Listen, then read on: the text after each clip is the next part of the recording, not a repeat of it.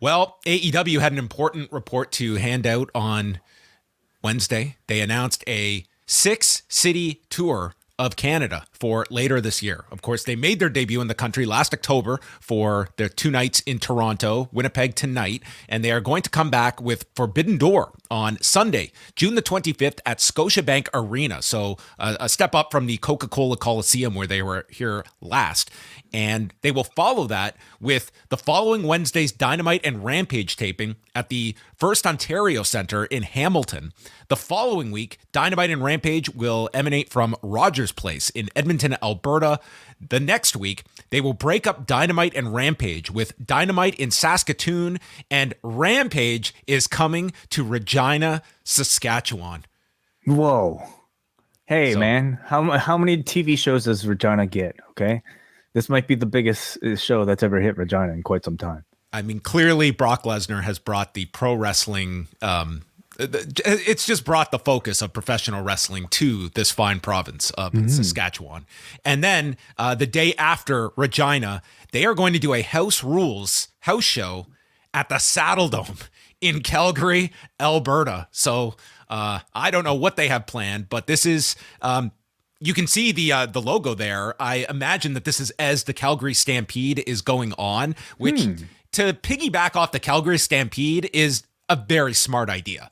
That is what WWF did for the famous Canadian Stampede pay-per-view, was, with all of that coming up in the city. So the Saddle Dome is a very big venue for AEW to run for a house show. And maybe this is the time you call up Bruce Hart. I mean, a real different... Bruce Hart versus Jon Moxley, I would consider flying out to Calgary. I think they should put it on pay-per-view, honestly. Yeah.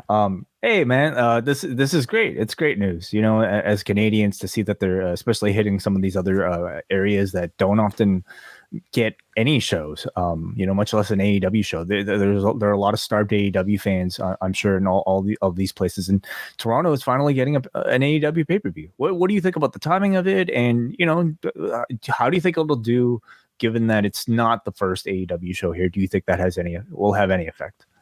It's a bigger event than what they came back for. It's not the first event in the market. It's a Sunday night as opposed to a Saturday. That I don't know if that's going to play any role, but I think given the fact that it's a pay-per-view and it's going to be a bigger show, and you have the injection of New Japan talent, I think this is an event that you could get people traveling for, especially from Buffalo and from surrounding areas.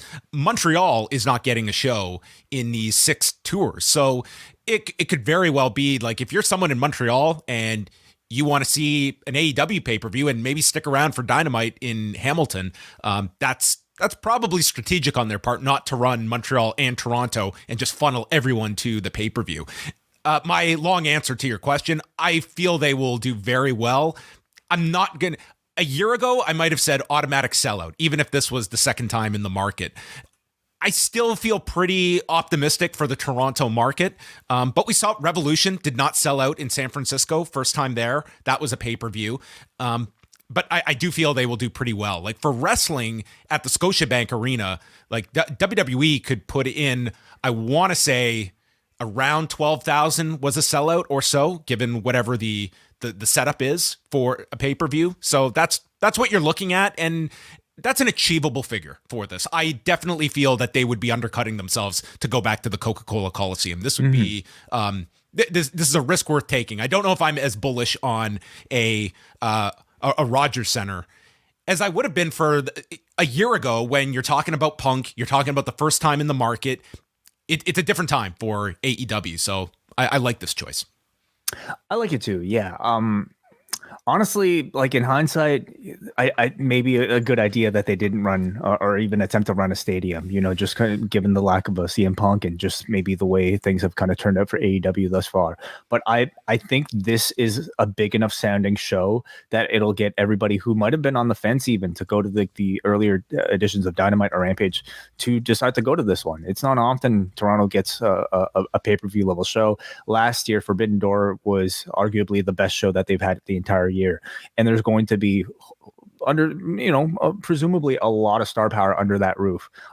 You're talking about a city that hosted Global Wars for Ring of Honor for years, and that always felt like a major attraction. Now it's not just the New Japan stars, but you also have your AEW, big names as well. And I think if maybe some of the teases are any indication, like this year's card could be really, really tremendous for Forbidden Door. So especially if this show had any issue maybe selling out, I feel like a card that might potentially include an Ospreay versus Kenny, Zack Sabre Jr. versus Bryan Danielson, I feel like it's a pretty safe bet that it'll fill the house.